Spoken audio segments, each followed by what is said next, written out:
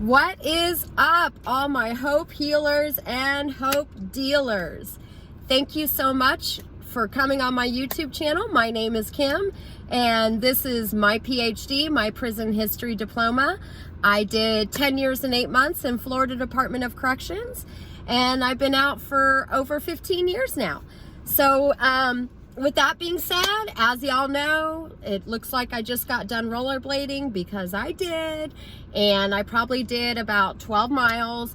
It's kind of cloudy where I'm at, and so it's a perfect day for me to get some mileage on those rollerblades, or and then come in and do this video. So I was thinking, and I wanted to talk about love in prison versus love in the free world. Yeah, I think it's going to be a very good message. So first and foremost, rule number one in the penitentiary: there ain't no love in the penitentiary. But there is. So I'm going to tell you what it looked like for me in a women's prison. Now, you know, people can be thinking romantic relationship. No, I'm talking amongst my friends. So I ran with a really good crew. And I always say Lori's name because I feel like if Lori comes across these, she would definitely support me saying her name. She knows who she is. That was my best friend. And then I had two other really close friends that knew everything that was going on. You know, they were part of the system. Like I've said in previous videos, we had a way of getting quite a bit of marijuana, weed, devil's lettuce into prison. And one of the ways was through, you know, visitation, which is a common thing. But I want to talk about love in prison because Lori and I, we had a very, very tight relationship. I would say, and this was my best friend, my very, very, very best friend during my incarceration. And I would say we were best friends, goodness, for about 8 years. And everybody knew, like, I just wasn't simply Kim by my people that I was in there with. It was Kim and Lori. Or Lori just wasn't Lori, it was Lori and Kim. So everybody kind of knew us as a team, as one, whatever. We never had any feelings or anything romantic. We were just best friends. Now I will tell you that she did have girlfriends. I was actually known as the girl that did not have girlfriends. And then we had our extension, our two other friends, and one had a large amount of time, and she had already done a lot of time, and so she was really known in the system to be even tougher than me, because I did build quite a reputation of defending myself. But this girl right here, like, you did not want to piss this person off. She had that great look on her face, like, don't even talk to me, down pat.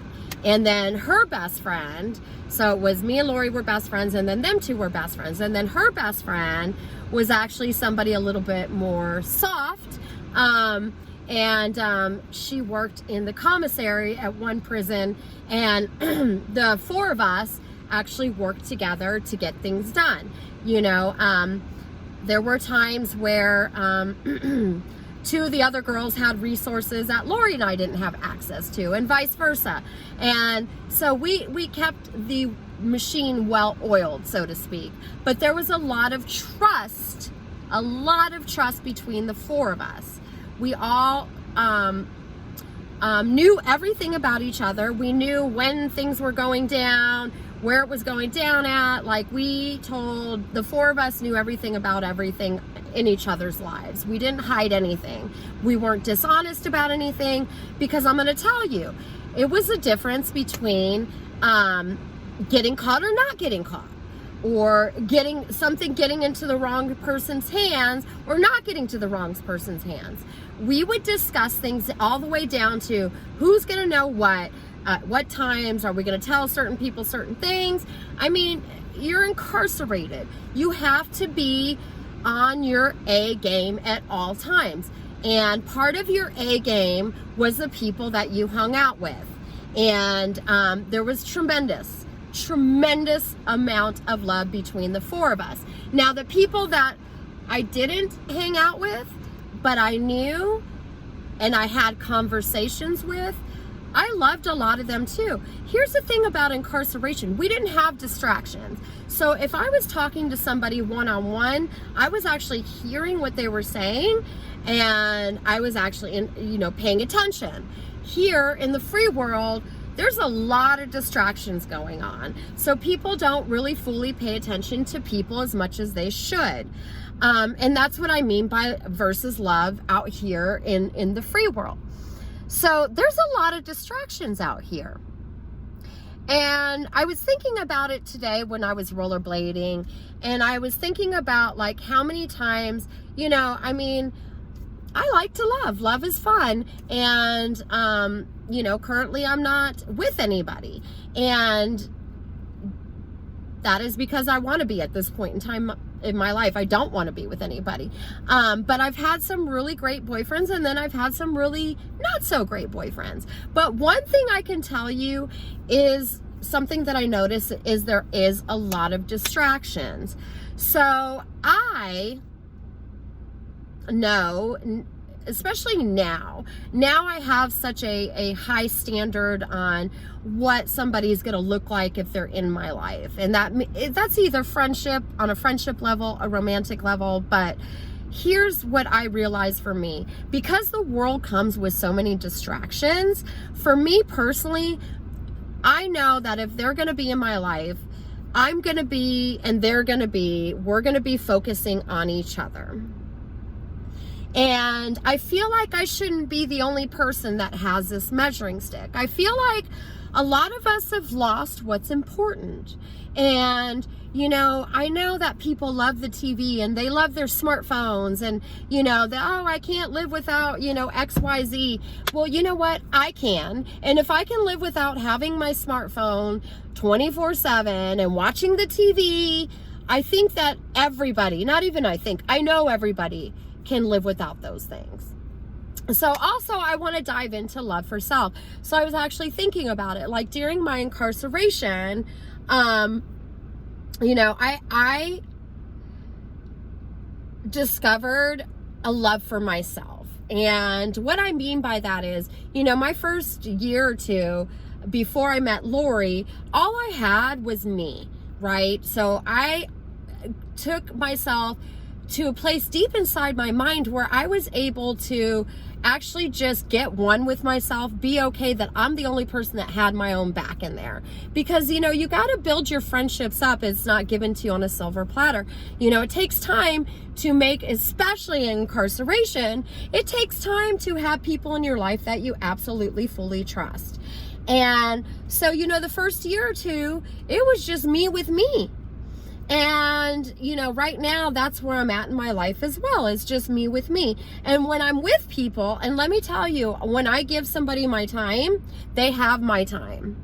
And me and my best friend are very similar. Typically when we're together, we're literally not on any devices, not on our phone, not on our computers, nothing. We don't even have the radio on in the car, because we are paying attention to what each other is saying.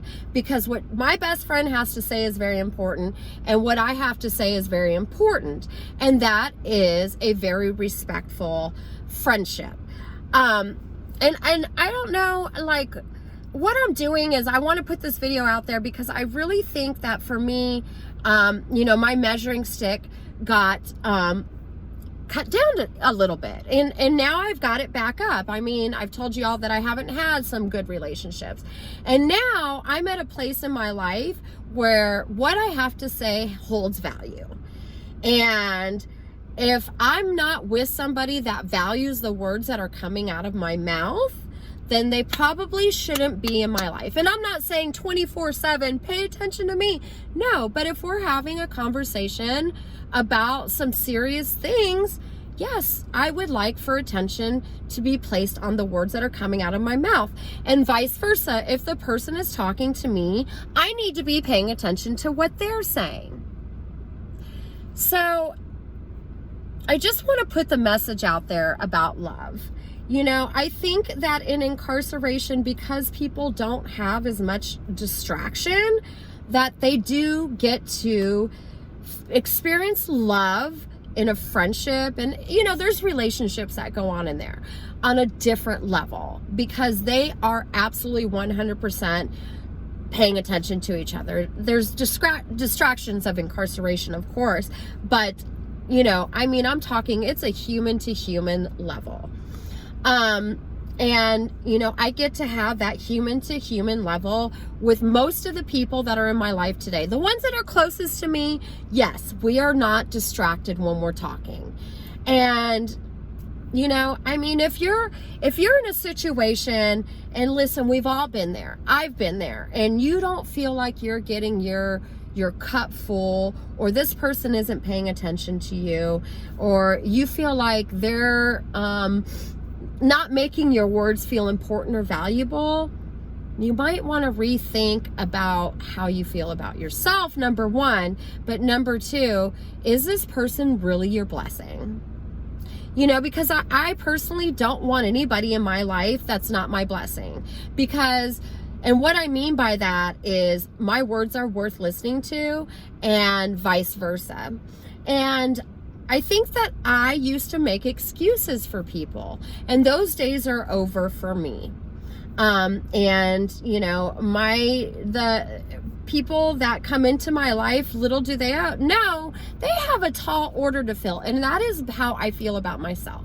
I love myself. I'm worth listening to. I'm valuable. And the person that comes into my life is going to value those attributes about me.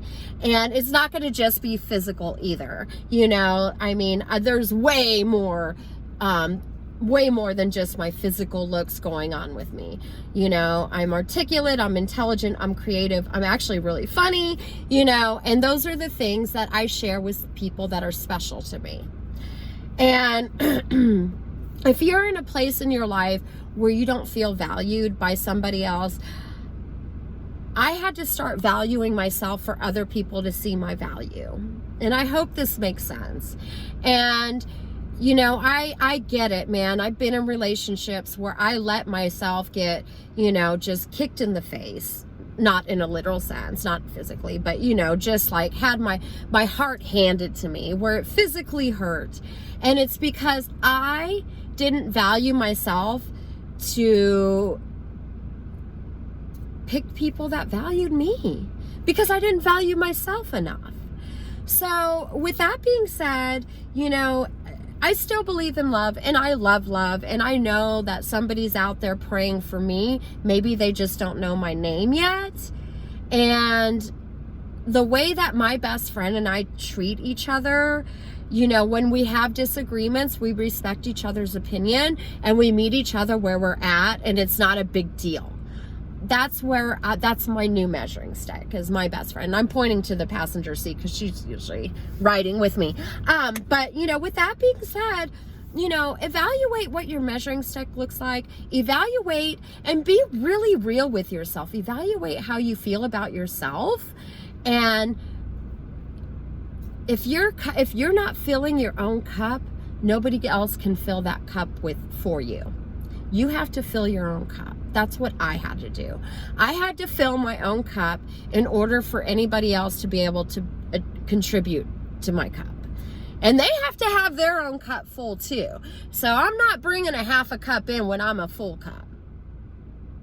So I hope this helps somebody today. All my hope healers and hope dealers, let's spread light, love, peace, and happiness, and have a good day. Thanks.